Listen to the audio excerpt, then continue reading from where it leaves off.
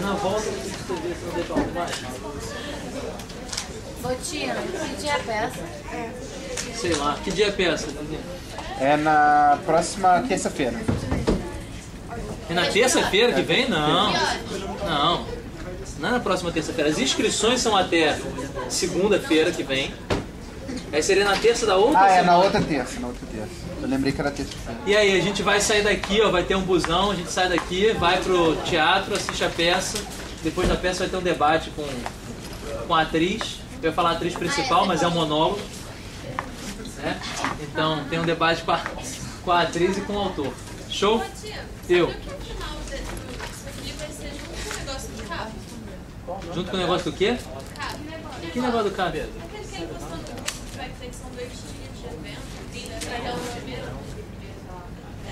É? O RightsCon.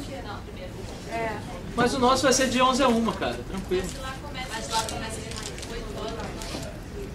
Eu marquei primeiro. Não dá, cara. Olha só. Todo dia, por exemplo, agora aqui no nono, tá rolando um evento aqui. Todo dia tem alguma parada acontecendo. Não tem como... Enfim, as pessoas se dividem, cara. Uma galera vai pra lá, outra vai pra cá. Show? Cadê vocês, grupo 3? Grupo 3. Marina, Luiz Guilherme, André e Patrícia. Muito bem. Meu relógio são 11h25, vocês têm 20 minutos, podem começar. Bom dia. Antes de introduzir os argumentos sobre por que nós acreditamos que os denunciantes devem ser condenados, vou fazer uma pequena apresentação da nossa tese e uma introdução do caso. Nossa tese é que os denunciantes utilizaram de um regime antidemocrático para cometer seus crimes. Primeiro, por que o regime era antidemocrático? Primeiro, na campanha. A campanha foi marcada por intimidação física e fraudes, tanto que muitos opositores não votaram com medo de retaliações. Mas principalmente porque assim que eles chegaram no poder, eles desmantelaram qualquer resquício de democracia que existia em nosso país, lançando regimentos e leis arbitrárias que apenas o alto escalão do partido conhecia e outras arbitrariedades. Eles fizeram uso da força para reprimir qualquer movimento de resistência e libertação dentro de nosso país. E dentro desses artifícios tinha uma arma que eles usavam para reprimir a resistência, que era as denunciações, que é o que nós estamos tratando hoje. Por denunciação, entende-se um indivíduo que denuncia o outro por algum crime, dentro das interpretações de crime do regime. O que seria ótimo em qualquer outra democracia. Imagina se todo mundo denunciasse quando vê alguém fazendo um crime. Só que você tem que levar em consideração quais eram os crimes que eram denunciados e em que circunstância. Eram crimes ou de caráter político ou de caráter irrelevante, como a falha em notificar as autoridades da perda de documentos em 5 dias, ou armazenar mais alimentos do que permitido, como outros grupos de acusação já falaram antes de nós. Ou seja, era a mesma coisa que faziam na Revolução Cultural de Mao Tse-tung na China, que milhões morreram, inclusive filhos denunciavam pais por ter livros que eram proibidos, e na Inquisição na Idade Média. Ninguém em sã consciência defende esses dois movimentos, e ninguém em sã consciência pode defender os denunciantes invejosos. Dentro desses denunciantes, nós podemos dividir dois grupos. Os invejosos, que eram os que tinham algum benefício, e os denunciantes que denunciavam ou por medo ou por fé no regime. Nós acreditamos que a pena para os dois deve ser igual, pois ambos estavam utilizando uma arma que o governo dava para eles para se livrar da vida humana. Crimes irrelevantes que levavam à pena capital, a perda da vida humana. Por isso, homicídio, baseado no Código Penal, anterior ao regime, que eles nunca revogaram e nunca alteraram. Portanto, é homicídio no sentido mais simples da palavra, que é privar a outra pessoa da sua vida. E não há legítima defesa, não há nada que justifique. Portanto, hoje, com a democracia restabelecida, nós temos uma oportunidade única de rever esse erro que nós cometemos e pavimentar um caminho limpo e seguro para que tenhamos uma democracia justa e duradoura. Muito obrigado e com os argumentos. Inicialmente é preciso fazer uma separação entre os dois ordenamentos jurídicos distintos que existiam durante o período do governo dos camisas públicas. O primeiro englobava toda a legislação, a Constituição e todos os códigos que existiam anteriormente ao regime e que continuaram valendo durante o mesmo. Esses foram legítimos, cumpriam todos os requisitos do Estado Democrático de Direito e são, portanto, legais.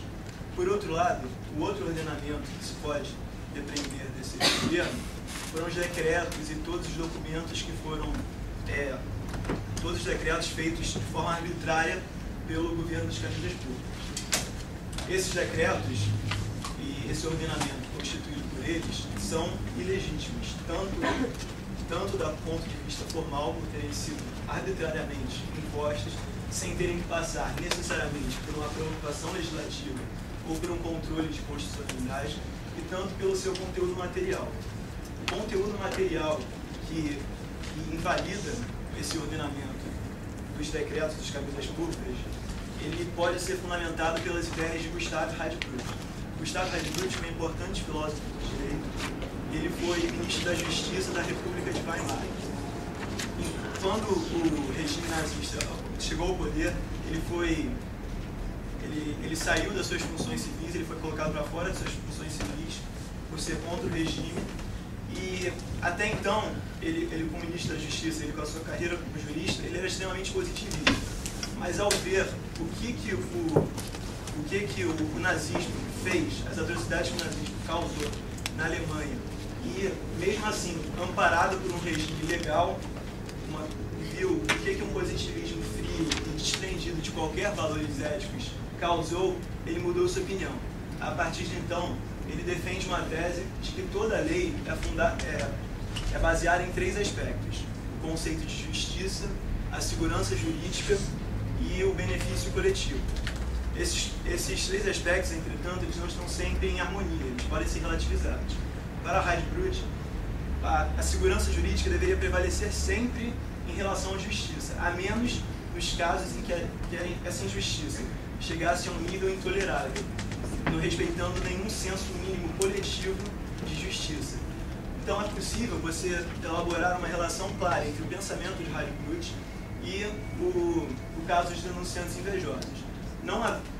O fato deles denunciarem não respeita. As leis que possibilitavam e incentivavam essas denunciações não respeitam nenhum caráter mínimo de justiça e nem benefício coletivo, sendo medidas apenas para a manutenção ou para a sobrevida do governo, e por isso elas devem ser consideradas inválidas.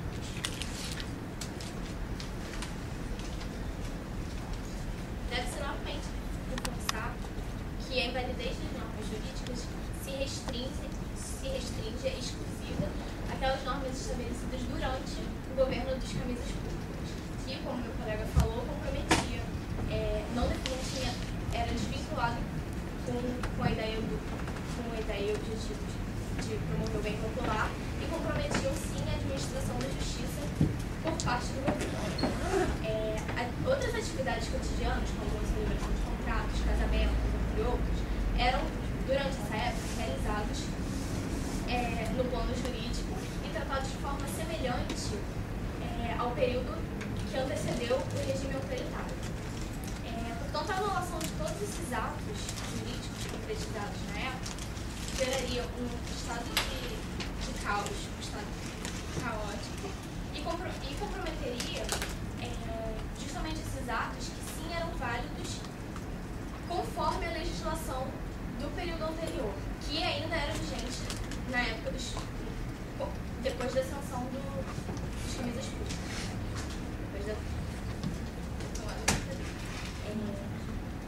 Contudo, não devem ser toleradas as atrocidades cometidas arbitrariamente, sobretudo decorrentes dessas denunciações.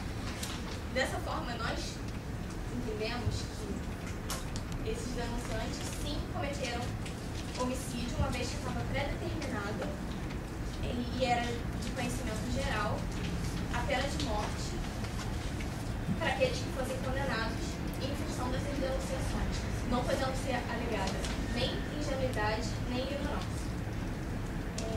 Alguns sim agiam em benefício próprio ou por convicção do regime.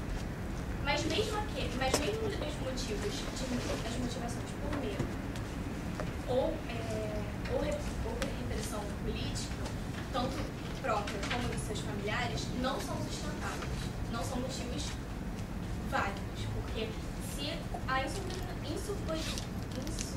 insubordinação ao governo fosse geral, não haveria regime. Além do que, constituiria uma grande injustiça com aqueles que se opuseram ativamente ao governo e sim foram perseguidos, assassinados, ou mesmo se exilaram em condições muito inferiores àquelas que eles tinham no país de origem. Dessa forma, não é possível reconhecer a procedência das motivações dos denunciantes como elemento abnegador de seu dever moral e de justiça. Apenas um regime extremamente despótico e autoritário permite a privação do bem individual mais valioso, que é a vida, em função de penas de delitos que eles mesmos estabeleceram, ínfimos, insignificantes, como se observou no regime, simplesmente pela não notificação da perda do documento no prazo estabelecido, de acordo com os decretos que eles estabeleceram, ou a posse de uma cota maior de determinados alimentos do que a estabelecida também por esse governo.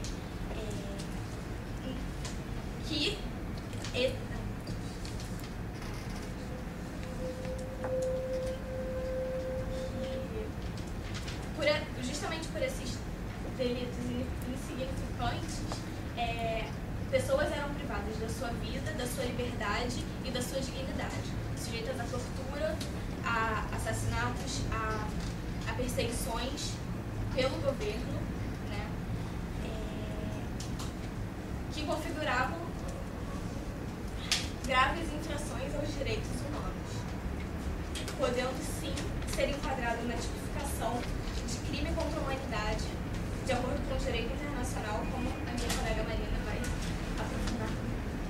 Então, como já foi exposto, o direito internacional tem um grande papel nos crimes contra a humanidade. Os crimes contra a humanidade são torturas, assassinatos contra um grupo de pessoas, e nós acreditamos que o que foi praticado contra os denunciados pode se enquadrar como um crime contra a humanidade. Segundo a Convenção das Nações Unidas, que tipifica esse crime, o crime contra a humanidade é um dos crimes mais graves e é imprescritível. Ou seja, não importa quanto tempo se passou entre o julgamento, quer dizer, quando a gente vai denunciar o que aconteceu e o fato realmente que ocorreu. Essa punição desse tipo de crimes é necessária para prevenir novos acontecimentos como esses e para preservar a segurança internacional e das pessoas, a paz entre os povos.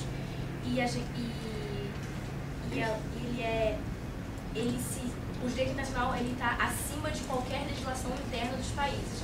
Ele deve ser reconhecido por todos, não importa qual for a legislação do país, ou seja, o nosso país, mesmo se o nosso país não tem uma lei que pune os denunciantes, o crime contra a humanidade, ele pode sim punir os que praticaram esses atos. Tem um caso similar também que aconteceu na Alemanha, que se chama o caso dos atiradores do Muro de Berlim.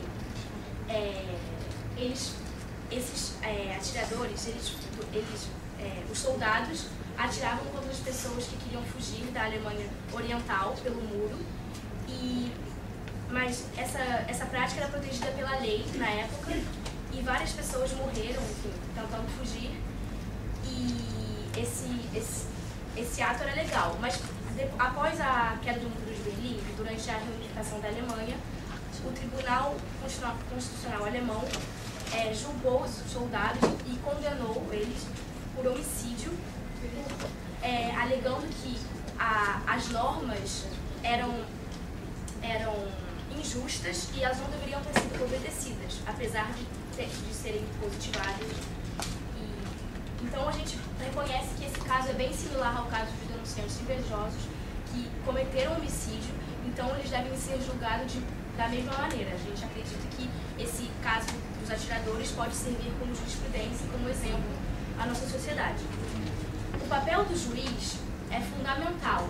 Ele tem a liberdade de corrigir falhas no sistema legislativo e ele pode, se justificando com argumentos sólidos, ele pode consertar várias injustiças de leis que não são morais ou que são injustas.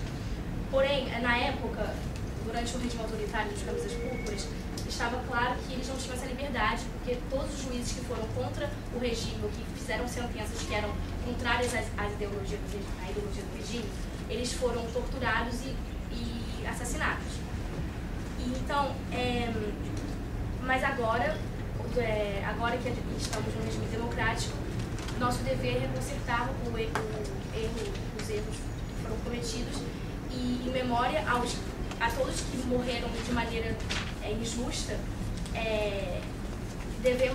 acreditamos que os denunciantes devem sim ser condenados, porque o juiz, apesar de não se basear em nenhuma lei concreta para condená-los, ele pode julgar que essas leis vigentes na época eram injustas sim, e enfim, então os denunciados morreram por motivos banais, insignificantes.